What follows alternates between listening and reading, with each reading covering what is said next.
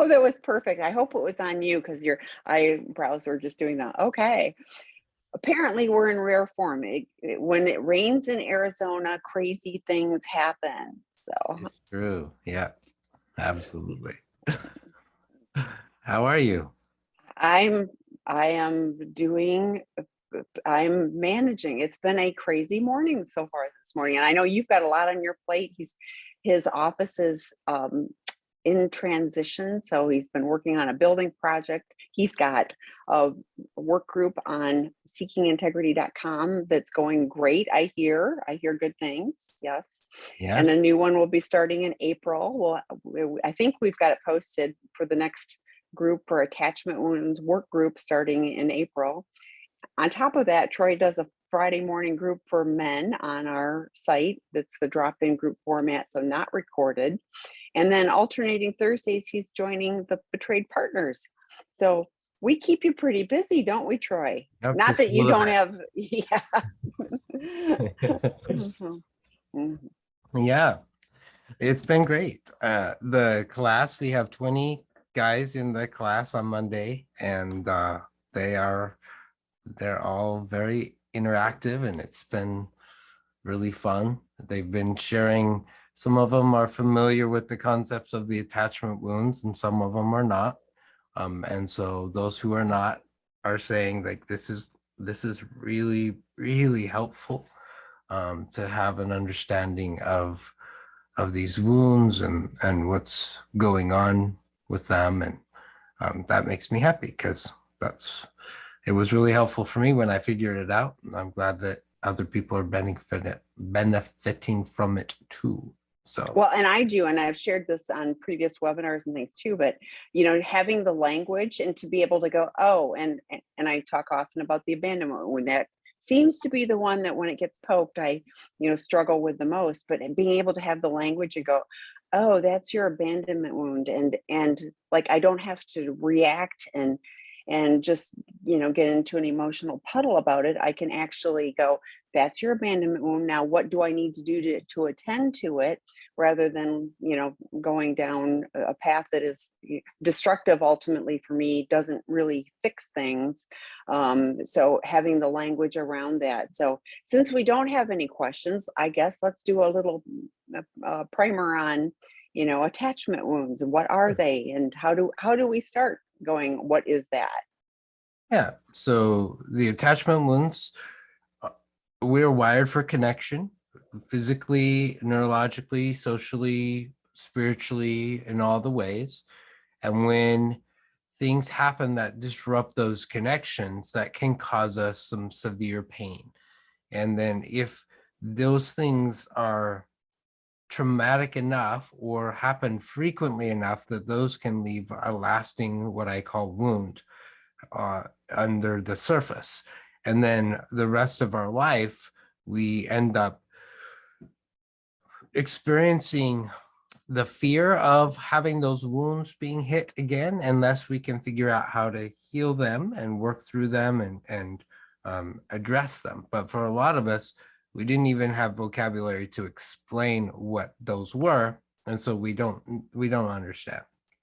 And so we end up reacting in ways that we don't like about ourselves. We end up numbing in ways that we don't like about ourselves, but we don't understand that that's all been our attempt to try and deal with what's been underneath the surface. And so if we can do some wound care and start to address those wounds and help those heal, then that really can make a huge difference in our life and in the lives of the people that we care about.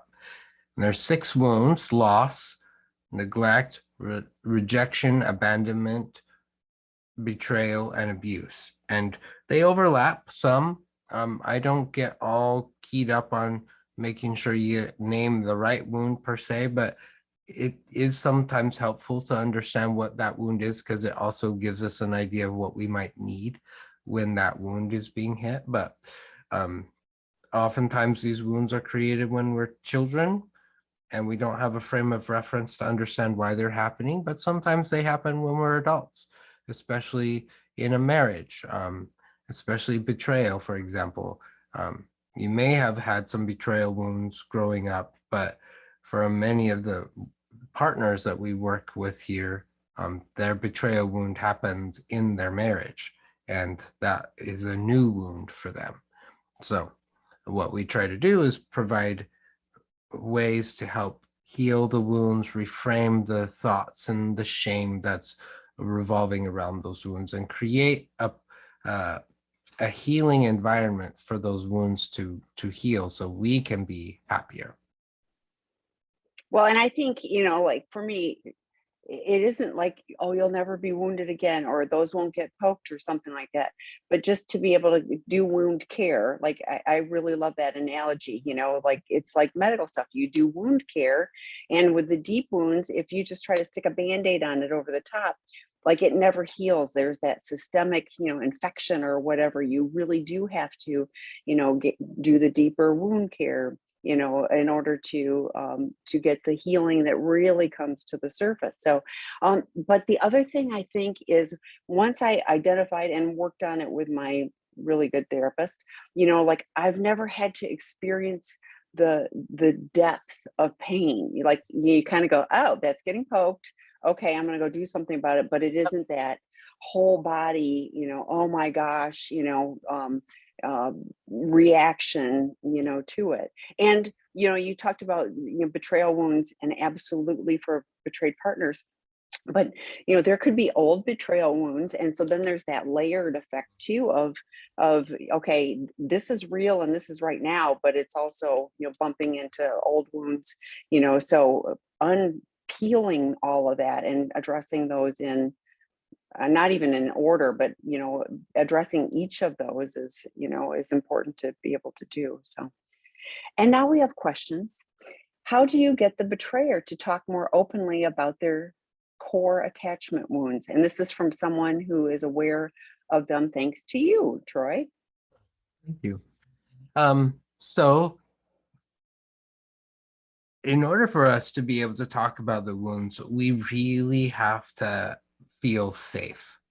So safety needs to be pumped into the conversation early on, and that safety can like fly out the window really fast if we end up getting defensive or protest or those kind of things. That can happen really quickly. So if we want the other person to open up and share more about their wounds, we need to be able to be in a place where we can hold space and not react. And it doesn't matter whether it's the betrayer or the betrayee, or whether this isn't a betrayal wound at all. We need to be able to hold space and be able to help the person know that there is no judgment here. There's no shame. There's just empathy and compassion for you and your wounds. And that's hard to pull off sometimes. Sometimes we want to go in and just try to fix it or rescue and try to make it better because we can see that it's uncomfortable for them, or we have ideas of what they could do to fix it. That doesn't help either. We've talked about the burpees before. So blaming, protesting, rescuing, and escaping, those 4 types of behaviors do not create safety in helping the person talk about their wounds. So there's lots of different ways that you can do that. One of them is to say, can you tell me a story about when your rejection wound really was hit? Or can you tell me a story about a time when that abandonment wound was really, really painful?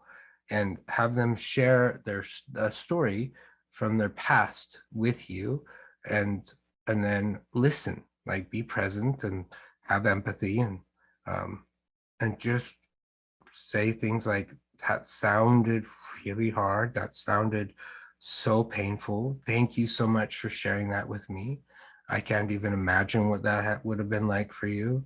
I'm here right now. And just the fact that you're willing to share that with me, using Brene Brown's tools for empathy, but just the very fact that you're here with me and sharing that with me just means so much. Thank you so much. And is there anything you need right now in this as you're opening that wound a little bit?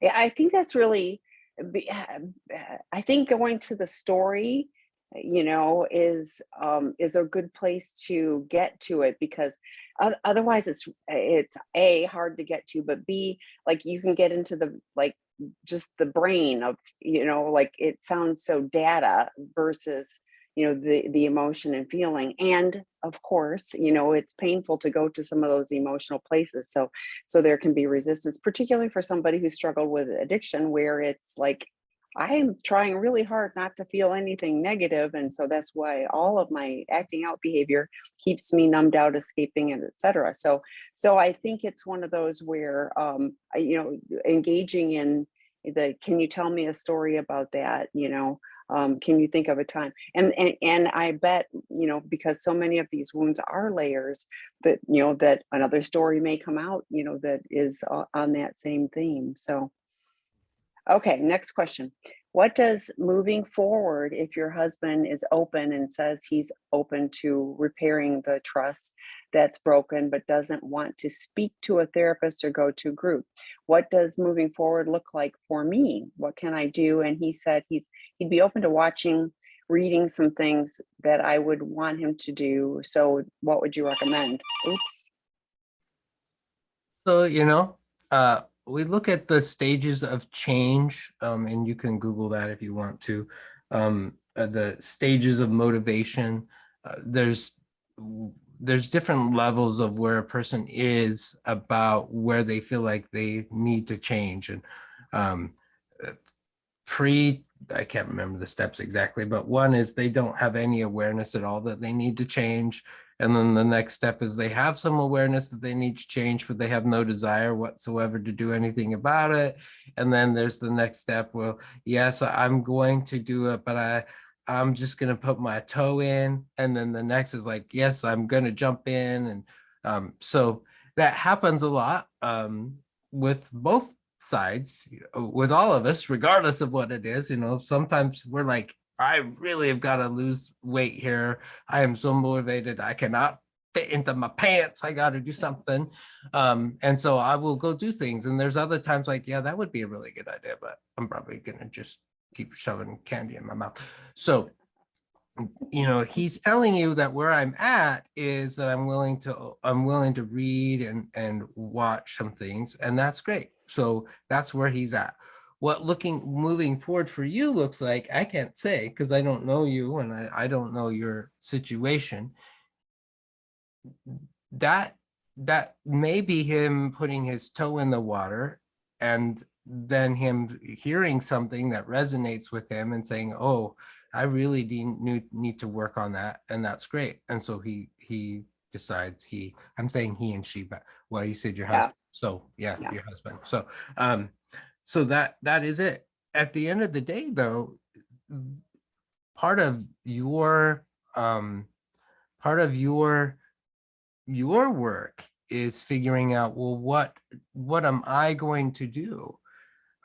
The prodependence model says, hey, we love and want to support our person who's an addict, and yet you have boundaries still. And what are you okay with? And talking to a therapist about what does your future look like, and being able to explore that specifically for you. So I can't answer that. I can just say he's at the very beginning stages of change, and that he may change, he may not. You can do your work and continuing to remind yourself that you are worthy of love and belonging, and that you can have a life that is full of love and abundance. And if he's not going to come along, there will be choices that you'll be making along the way, as you're figuring that out. So as far as book recommendations on the sex and relationship healing.com site, under the resource tab, you'll see a whole bunch of books. You'll see the podcasts, the Sex, Love, and Addiction podcast. Troy has been a guest with Dr. Rob and many others as well that has had over 900,000 downloads on that series. So please, check that out. The previously recorded webinars, this will be on this initially under the resource tab. There's previously recorded. Those are the podcasts, and the previously recorded webinars are 24/7. You can listen to them at any time. All of those things are useful, but how we heal from addiction is in community. And so I hear that he's at the pre-contemplative stage, or whatever it is, where he's thinking about it. But I love what Troy said about you setting up healthy boundaries. What do you need in order for him to rebuild trust? Dr. Rob was on the Monday night webinar, and he talked about his Out of the Doghouse book is the most frequently purchased book, and it's about how to rebuild trust. You can't rebuild trust, though, if you're still acting out, if you're still doing problematic behaviors. But for those that are, ready to step into that, we have an Out of the Doghouse work group on seekingintegrity.com that will start again in March, which is just around the corner. Those are starting every month, and those are great spaces, and they're online, 25 guys at the most. Troy has a group for the attachment wounds. That's great information to start to pick at what is this? What does it look like? How do I attend to it so that I'm not just reacting? Eddie Caparucci's new group on the inner child. Again, great stuff. But the primary, if the porn addiction, if the sex addiction hasn't stopped yet, starting with the porn addiction 101 or the sex addiction 101 is a great place to start. So, but you setting healthy boundaries, what do you need? And if he's willing to listen to a podcast and the two of you listen to it together and you discuss it, that's a good starting place maybe for the two of you. But taking care of you can't rebuild trust. Trust is, it takes the betrayer stepping into the space and doing things differently. And I say this all the time: action, not words, because if we lie to ourselves and everyone else in active addiction, so we have to learn to do things differently. So okay, next question. We spoke the other night, and I tried to explain that even if he's doing so much better and stopping the behaviors, it won't succeed in rebuilding my trust on its own because it's just more of the same. Silence. He would never come to me to let me know when he did anything in the past, and I don't think he would come to me now. If he would never tell me, then I'm never calm and never not afraid, thinking it might happen again. That makes sense. There's not transparency. So what are you picking up from that? So what I'm hearing is that he's still not coming to you to tell you that he's struggling or if he slipped or any of that stuff. And so there's still, it's still hard to be able to trust him. So although you've been able to see some progress in his recovery and all of that, you're still not at a place where you're able to trust him yet. And you said you're never calm and never not afraid, thinking it might not happen again. That is the challenge. Like, I believe that addicts can learn how to reach out and develop tools enough that they don't turn to their drug of choice as their primary way of coping. But the whole reason why we go to 12-step groups and all of those kind of things is because our brains have been wired over the years that that's where we go when we're hurting and we're numbing. So even the addict is afraid that he might do it again. Like, they can't make the promise that they will never do it again. So that there is a legitimate concern about, well, he may do it again.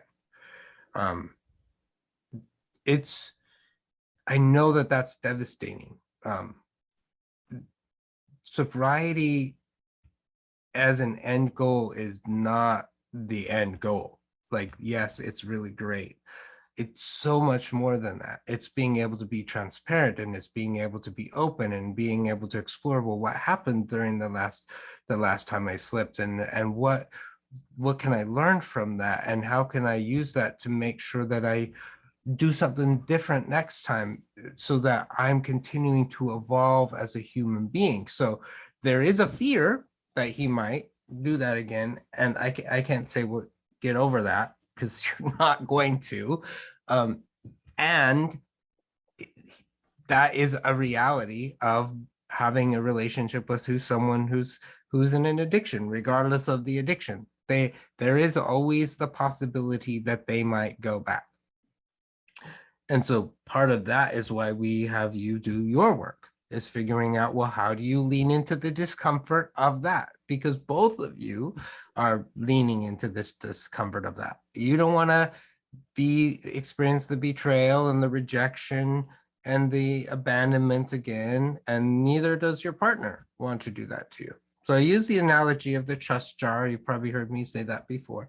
You have this jar, and when the trust is broken, sometimes the jar is completely shattered and we need to go back together. But when we start at the beginning of rebuilding trust, there are no marbles in the jar.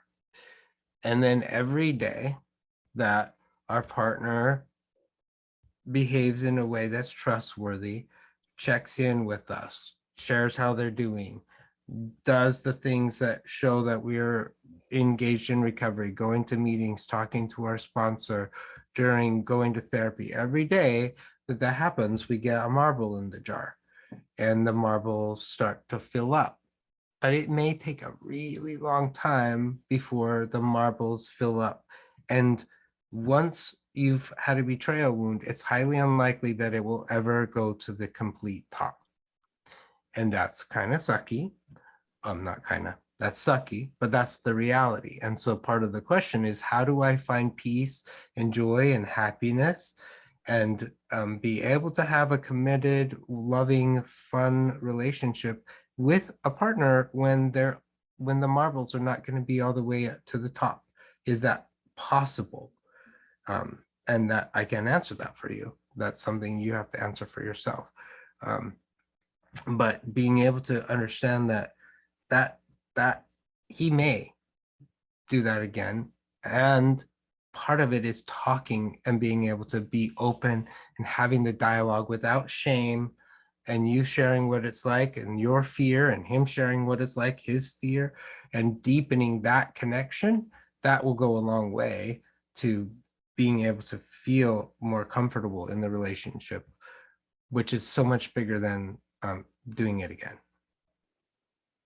Yeah, and when like this feels a little bit like there's a time and a place for couples work, because trying to do that early on, is not helpful. But it kind of feels like you guys may be in a spot because you're getting silence. So having a qualified professional help navigate that discussion about how do we even start rebuilding it, may be useful. If I hope you're both working with qualified professionals, it may be time to have a conjoint session for both of your qualified professionals, with both of you, because it feels like you're stuck right here.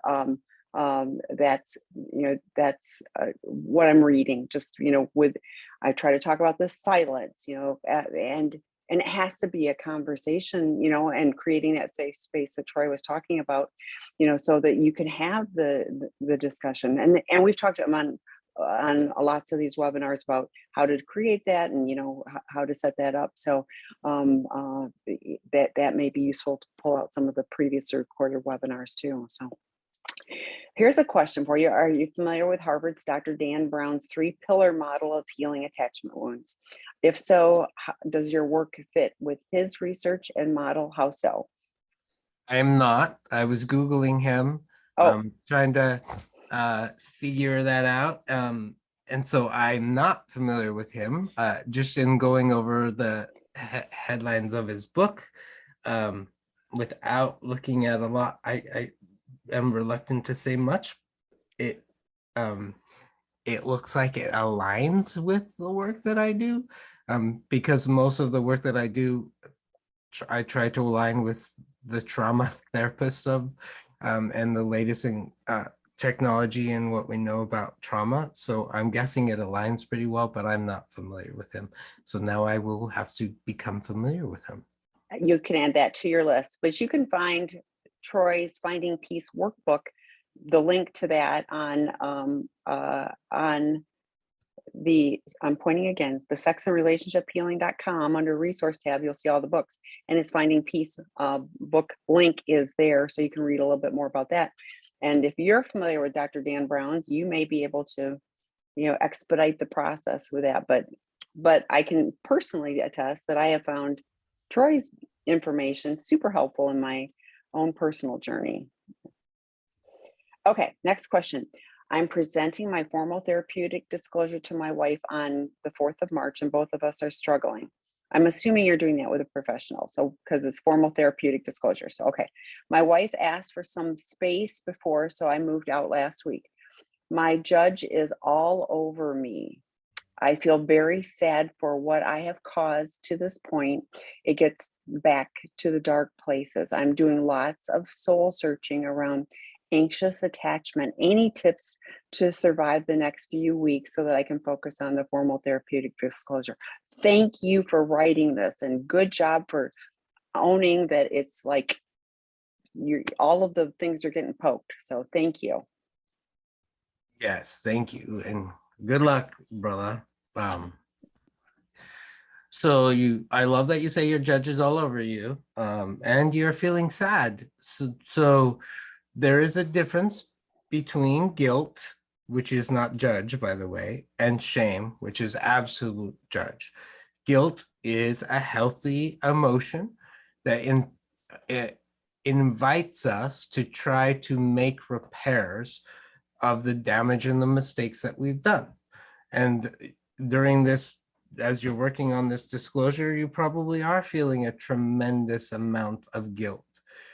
And you're also probably feeling a tremendous amount of shame.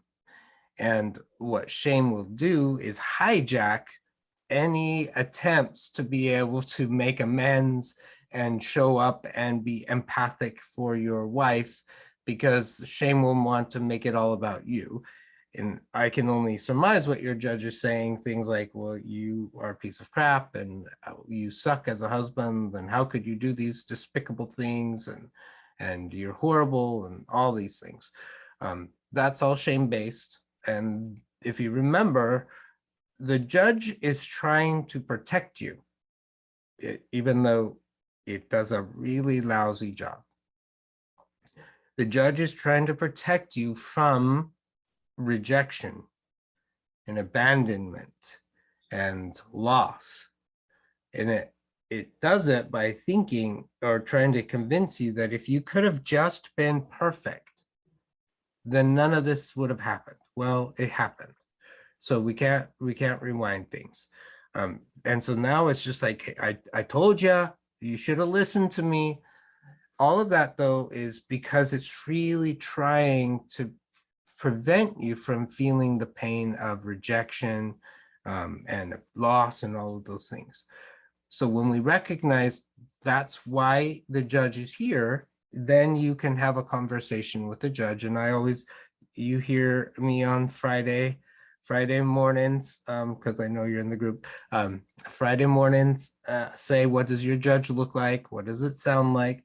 And you take that judge and you sit it next to you or across the room, and you say, what is the pain that you're trying to prevent me from feeling right now? Thank you so much for trying to take care of this hurt that I have. I'm scared. I'm so scared. And I'm so sad for the things that I've had. And so you've been trying to take care of that. Thank you so much. I really appreciate you. And I'm going to do something different than listen to you. I'm going to go find some of the other people that I can reach out to in a healthy way who are going to accept me, remind me that I'm enough, remind me that I can do this, remind me that I'm not all alone in all of this, that I'm not the only man on the planet who's had to do a full disclosure before. I'm going to reach out to some of them. I'm going to maybe text my wife if that's okay, or check in with her and say, I know you're probably really scared too. Is there anything I can do to help you as we're preparing for this?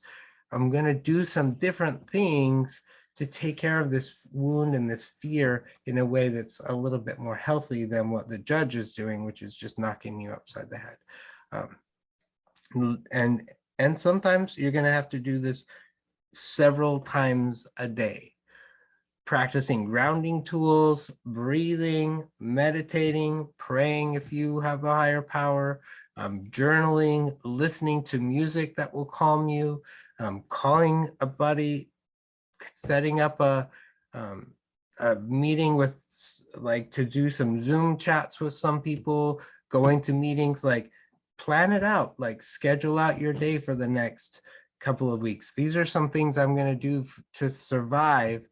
And I'm going to do that in order to take care of the wound that the judge is letting me know is really stinging right now. And then as I'm doing that, the judge will begin to like say, okay, you got it. I don't need to say anything else right now. I'll just sit in the back and wait till the next time. That's all great stuff. And I think the more you can do those mindfulness things and be prepared, financial or formal therapeutic disclosure is a component, but it's just one piece of the long road. And so it's an event, and you're going to, you're going to keep going. The path continues after that. So having that framework of, yes, it's the thing, but it's part, like, the reason you're doing it is because you're looking to repair the relationship, to have that foundation, to move forward. So great, you're at this point where you guys are prepared, to be able to do that. So I keep leaning into the support you have. Oh shoot, hang on. Okay. So the next one is SI alumni. No, here, Seeking Integrity alumni from a year ago. Over a year sober and great recovery, and working with my CSAT on doing deeper trauma work. We have spent time looking into Eddie Caparucci's book on inner child. Join the work group that starts in March too, which has really resonated with me. And this is great because I think both of them are good. How do inner child theories for an addict correlate to your work with attachment wounds? Seems like there is an overlap, that the child comes out when I am active addiction and dealing with wounds created that I was in middle school, bullying, emotional neglect, etc. And great to see you again, by the way. So that's because Troy also supports work with the clients who are in the not seekingintegrity.com, I talk website, Seeking Integrity Los Angeles treatment program as well. So yeah, thank you. Eddie's work and mine dovetail really well. He talks a lot about taking care of that little hurt child inside. Well, the little hurt child is usually where these wounds were created. And so the work dovetails so well. The difference is that I talk a lot about how I react as an adult when my rejection wound is being hit today. That being said, the work I do to help me not react in the ways that I hate about myself is I do some of the work that Dr. Caparucci talks about in taking care of the little hurt child. So it works really well together because I'm taking care of the hurt self inside and taking care of him, not letting the shadows of shame hijack my life. But I'm actually taking care of that little guy and saying, hey, I know you're hurting. And as the adult, I'm gonna take care of that. I'm gonna handle that in a little bit better. So it dovetails really well.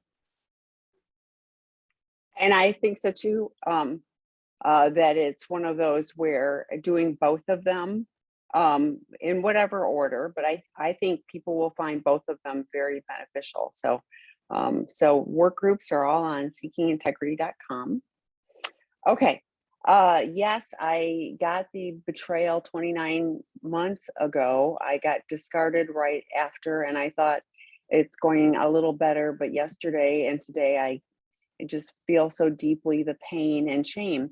I felt worthless. Is that not also an attachment wound, or more a belief. So you said I got discarded, so that's either rejection or abandonment. So you got a betrayal, an abandonment, and a rejection wound going on. So those are the wounds themselves. Those hurt. So our body physically will react when those wounds happen. As part of that, though, we also have core beliefs. We have beliefs that get activated as well as our attempt to try and make sense of why that is happening. And we will feel emotions that are all tied to that. So all of that's happening like it within nanoseconds of the wound being hit. And so there might be days where you are doing really, really great and you've been feeling all amazing, and then an anniversary will hit, or you'll watch some sappy Hallmark commercial or something like that, and all of a sudden, bam, those wounds get hit, it reacts on all of that, and then the shame will show up, and the shadows of shame will show up to help you cope with the pain that is all going on with that. And so part of it is having mindfulness of like, oh, this is my abandonment wound. What do I need? Well, abandonment, the opposite of abandonment is I need presence. So is there someone that I could reach out to? Is there someone that I could go to dinner with, or just go for a walk with? Is there something I could do to like show up and maybe even be present for myself in this moment that will help me take care and soothe this wound? Because yes, it hurts. Not trying to minimize it and say it doesn't. Honor that it hurts, and what am I going to do to take care of it today? What wound care can I do today to make it hurt less? This is so, it dovetails. Debbie McRae did a betrayal trauma, but grieving, and she talked about like, it isn't like you just go linearly through these stages and you never have to do them again.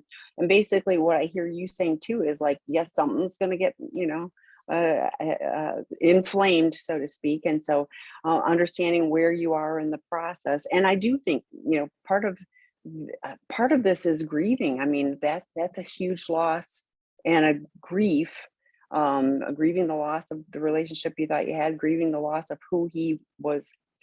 He discarded you. That has to feel terrible. And so but we don't magically heal from this and then never have to deal with any of that again. Stuff will get poked. Okay, next question. How can I get closure if I cannot talk to the betrayer or abuser? I feel like my wounds are festering and will not heal 1 year out. So I'm not sure why you can't talk to them, but it's similar to like if you were like, let's say, sexually abused or physically abused by a parent and they died, and you don't have the ability to be able to go back and have a conversation with them and be able to sort any of that out, that does not mean you're doomed to be stuck for the rest of your life. Yes, there are things that you will not know. There is information that you will wish that you could know that you don't know. And there is still a way for you to be able to move on with your life, because at the end of the day, it's not really what the other person did. It's what you've come to believe about yourself as a result of what they did or did not do. And so even though you may not know what they did, what have you come to believe about yourself because you know you were betrayed? And that we can change, that we can rewrite. And you can come to a place where you know that you are worthy of love and belonging, and they aren't willing or able to show up and do their stuff. That's on them. That's about them. That's not about you. And you can find peace and joy and love in your life, and you can move forward even though you may not have those answers.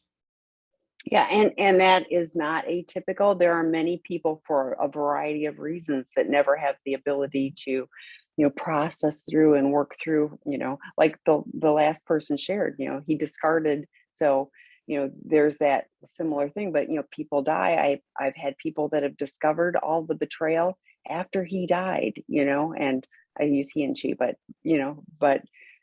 so there are ways of healing, despite, there are people that are in the relationship still and he's not willing to do any of the work, and I use he and she, but that doesn't mean that they can't heal and find a different path for themselves, that regardless of what the action the addict or betrayer is doing. So what do you do when the essay does not accept that he has a problem now that he has it under control, yet the changes and the consistent behavior is not there? Well, under control is a really interesting term, because today he may have it under control. Tomorrow his brain might be doing something different. So that is the challenge. You can read Dr. Weiss's Prodependence book, and the work that he does around that, about that. I'm not the expert on prodependence that he is, and Kim Buck is, and some other people are. What you're telling me though is you're seeing that the behavior is not consistent, and so what does your gut tell you that you need to do for you? There's not much you can do for him other than say, well, I'm proud of you. I really hope you figure that out. But what does your gut tell you need to do for you? And that's where I would spend the energy rather than spending it on him. Yeah, I agree. Healthy boundaries for you. And like that, the word under control. I've been in recovery and I'm in active recovery. I do not say I have my addiction under control. I will, like, that terrifies me, just even thinking. If I let my brain say that, oh, I just, like, scary. So that is not something I ever use for my particular recovery. So okay, next one, betrayed partner here. 2 months since D-Day, I'm struggling with abandonment, rejection, and burden wounds that have all gotten triggered in the process. My partner is telling me that the things I'm asking for in recovery, polygraph, CSAT, sobriety, is too much, that I am not being reasonable and doesn't want to do all these things because he's struggling with depression and shame, triggering my burden and abandonment. He's asking me to hold space for his pain and struggle, which I want to do, but I feel like this is shifting the focus and rescuing him from having to look at the pain he's caused, and I don't feel safe. I don't feel safe to commit to working through this together without those things. Am I being unreasonable? How do I navigate this? Glad you're here. So my son is currently working on his Eagle project for Boy Scouts, and there are requirements that he has to do in order to get his Eagle requirement badge. They don't change the requirements. They don't let him do less than what is expected. Those are the things that he has to do in order to be able to be deemed as an Eagle in the United States, as a Boy Scout. Similarly, you are saying these are the things that I need in order to feel like I have what I need in order to be able to feel safe. So a polygraph, working with a CSAT, having some sobriety, those are like the equivalent of having an Eagle Scout, like requirements, right? Now, my son could say, that's too much, Dad. I don't want to do that. And I would say, well, that's entirely your choice. You just don't get to earn the Eagle Scout. Like, if that's not something that's of value to you, then that's the end of it. It's not, the argument isn't about whether you're being unreasonable. Those are the things that you've identified that you need for your boundaries. If he's saying, I can't do that, or I'm not willing to do that, that's the discussion. It's not, well, change your expectations. I wouldn't change them, because those are the things that you need. Those are your boundaries, and it's okay to have them. I would encourage you to have them. If he's like, I'm really depressed and I don't, well, okay, I feel for you. What are you going to do about that? Because these things, they're not going away. And, there's like a deadline. After my son hits 18, if he hasn't done all those things, he's not an Eagle Scout. He misses out, and that will never be the same. And I'm not saying you would have a deadline, but you might. It's like, these are the things I need for my recovery and for my sense of safety. I'm hoping you can show up and do them. If you can't, I get it, but this is what I need, and here's what I will do about it. It's not an ultimatum. I know it sounds like it, but it isn't. It's not an ultimatum. It's like, these are the requirements that I need in order to be able to feel grounded enough in this relationship to continue moving forward. Healthy boundaries for you are for your safety. They are not punitive. I say this all the time. It's not, you have to do this, or I mean, it's because I need this in order to have a healthy space. We talk all the time about what is a healthy relationship. It's good for both of you. Why would you both not want to strive to have the best possible relationship? This is one of maybe the most meaningful thing that we do in our, in our lifetime is, be in a relationship. So why wouldn't we want it to be great? So this little treatment program, this is the kind of stuff that we work on for the guys that go, oh, I can't do this. We create a safe space so that we can help them. If some of them really are struggling with clinical depression, many of them are just depressed because they're in that in between, like, oh, I can't act out, but I don't have the tools to be able to do life differently. And so, and that's what we do, 14, 21, or 28 days, more information on our program.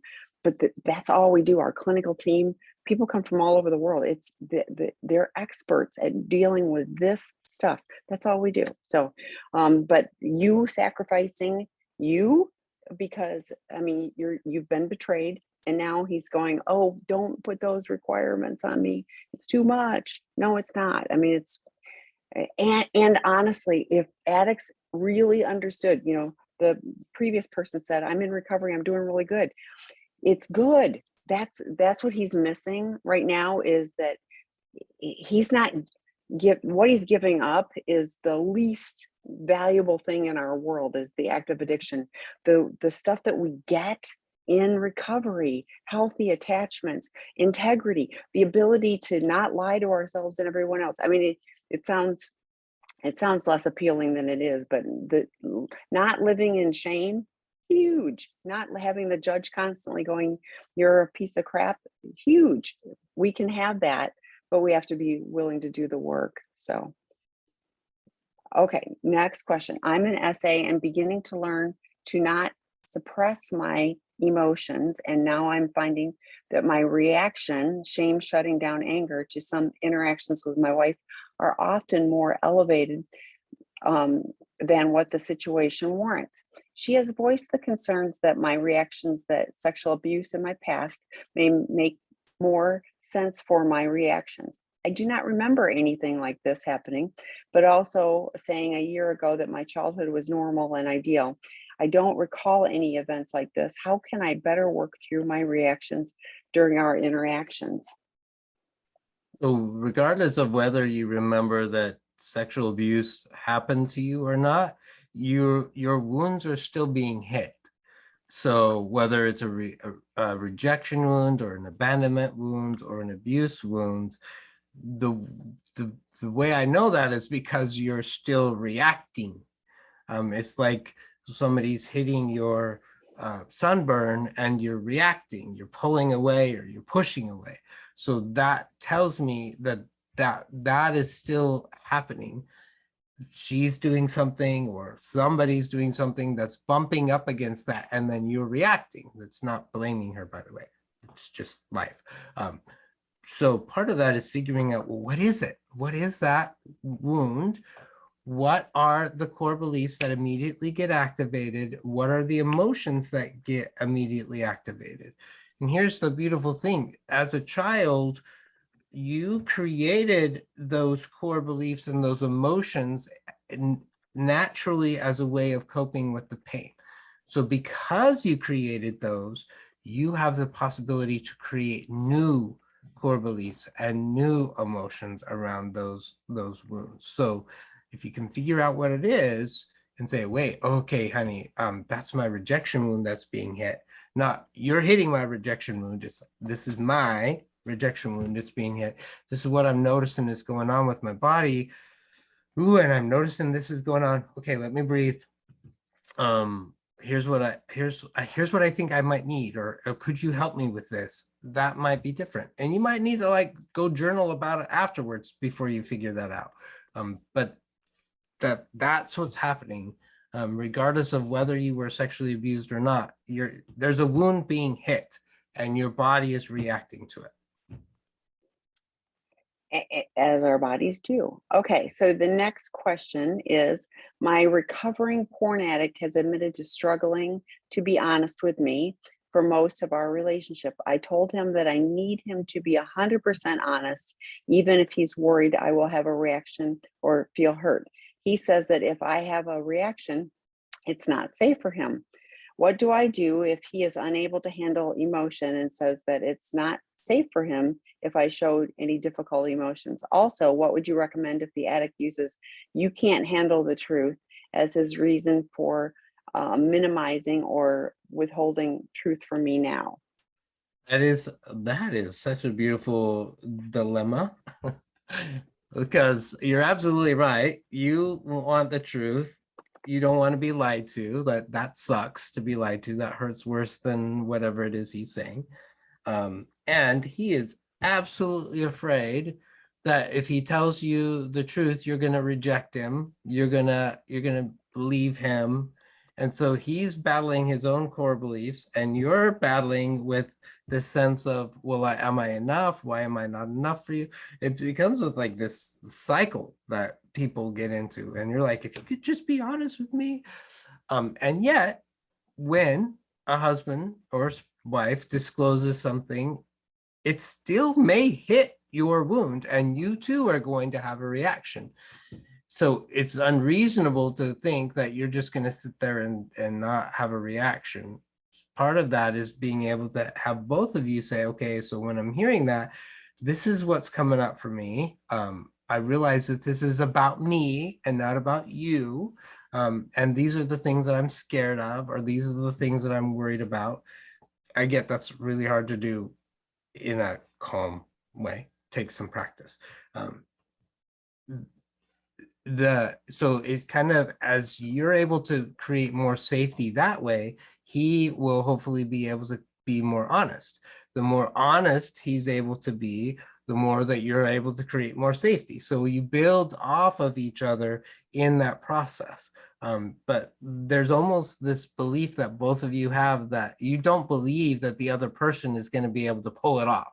You don't believe he's going to be able to be 100% honest. He doesn't believe that if he's 100% honest, you're not going to react.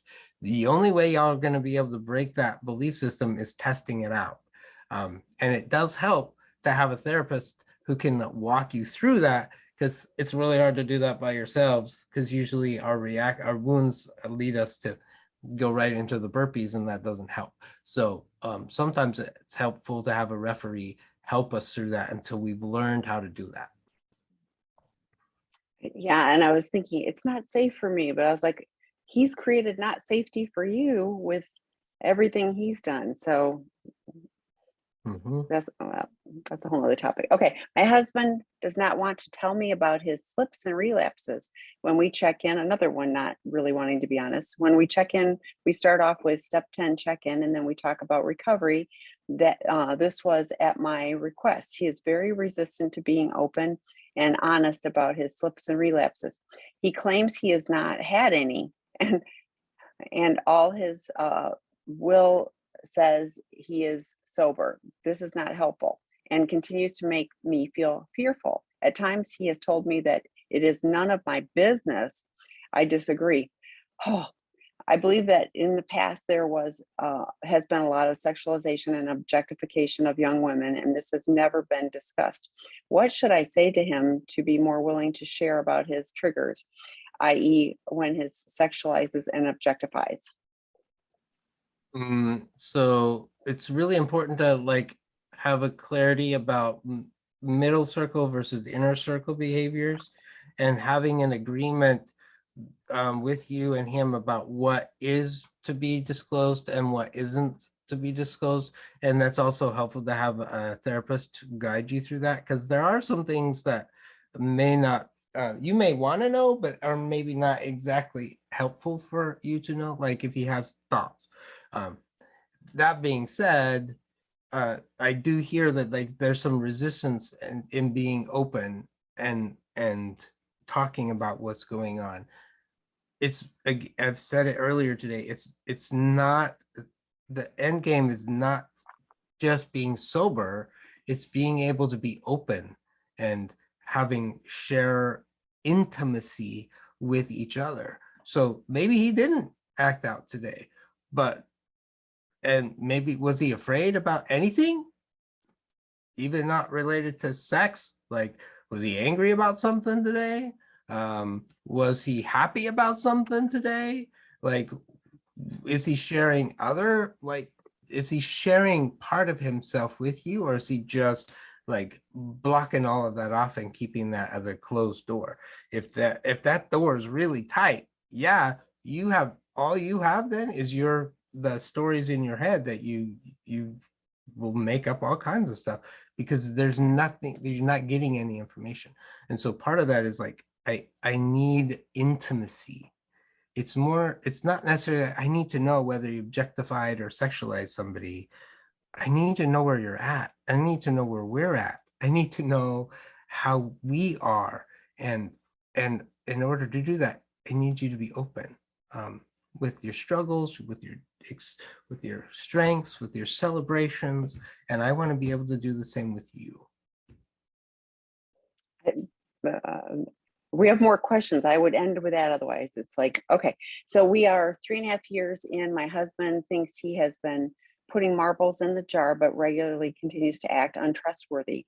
A few recent examples from just this last week: intentionally left his device behind so I wouldn't know where he was. Actually told me I was blowing it out of proportion and tried to tell me my reaction was due to my betrayal trauma, and that was something I needed to figure out then. Oh, I bet that went over really well. Asked how long we were going to have this charade, then stormed out another night, stormed out and said he might not come back. Wow, I am questioning if how sober he is, not even recovery, how sober he is. So thoughts, Troy? I'm so sad with you Yeah. about that. The first thing I want to say is you are the one who is putting the marbles in the jar, because you're not him. This is your jar. You get to decide when you put the marble in, and you get to decide when you put the marble out. It's like the school teacher, when the class is behaving, she puts the marbles in, and if they're not, she takes them out, or he. Sorry. So you're in charge. This is your jar. So he can't be saying, he can say what he wants, but it's your jar. You get to decide, yes, I'm putting a marble in the jar, or no, I'm not. Everything that I'm reading is there probably aren't any marbles in the jar. His behavior has been, you just dumped them all out. He's starting at ground zero now. And so there's a huge loss with that. Your betrayal wound is open again. And so Yeah. that's you figuring out, okay, there are no marbles in the jar. And it sounds like from what he's saying, that it doesn't like he's interested in behaving in a way to get any marbles back in the jar. So what am I going to do about that? And reach out, get support, come to the betrayed partners groups that we have, so that you're not alone in this, because I know that that is incredibly excruciatingly painful. Yeah.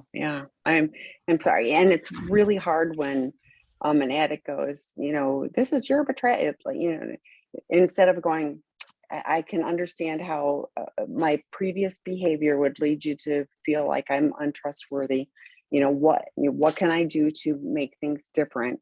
That's a very different space. So we have one more question. Partners are continually reminded of how we need to be patient and lean into the needs and realities of the addict's world. How can the addict learn to lean into more the needs of the partner by providing safety through transparency and honesty, et cetera, rather than focusing so much on the unfortunate reality that they can't promise that they will never relapse again? How can they feel if their main focus is always saying that we can't, or how would they feel if our main focus was always on saying that we can't guarantee that we will stay in the relationship long term? So it sounds more like this. Like I can't guarantee that I might not slip ever again. What I can guarantee is that I'm going to be honest with you, that I'm going to share with you when I'm struggling, that I'm going to learn how to share my emotions with you, that when I'm having a crappy day, instead of like going inside of myself, I'm going to learn how to reach out and talk with you about that. And in the process, you can count on me going to meetings and checking in with my sponsor. Those are the things that I can commit to, that I know I can do. And as I'm doing that, I'm hoping that that really build some safety and credibility for us, honey. That's kind of what the addict could say, rather than, well, I just can't promise that. It's not an excuse. In the beginning of recovery, addicts don't have a whole lot of capacity for empathy and compassion. That's part of why we need them to go through the steps and learn some stuff. As they're learning and growing, though, I can tell you, I've watched men and women in recovery make some enormous strides, and doing the step 9 and 10 of the 12 steps and repairing the damage that they've made, and leaning in and trying to figure out how they can make restitution for the hurts that they've caused in their life. So there's hope that it is. And so I don't want you to take away that it's all on your shoulders. It's both partners need to be able to figure out how to show up and be there for each other. That's what a relationship is, because both of you are hurting. Both of you have been wounded before you ever entered into this relationship, while you were in this relationship, some of it because of your own behaviors, because of other things that have happened, and learning how to lean into each other. That's part of what we learn and grow to do. And learning how to do that in a way that is loving and kind is what we're hoping to teach everybody. On that, we will end. So Troy will be back at the fourth week of the month in March. So stay tuned for that, but join him in all those other ways, including the work group for April is already posted. So you can join that. But please keep coming back. Thanks, everybody. Great questions again today. And Deborah Kaplan will be here next week on the Wednesday for the first of the month, talking about money stuff. So join us then. Thanks, Troy. Thank you. Bye, Yeah, everybody. bye.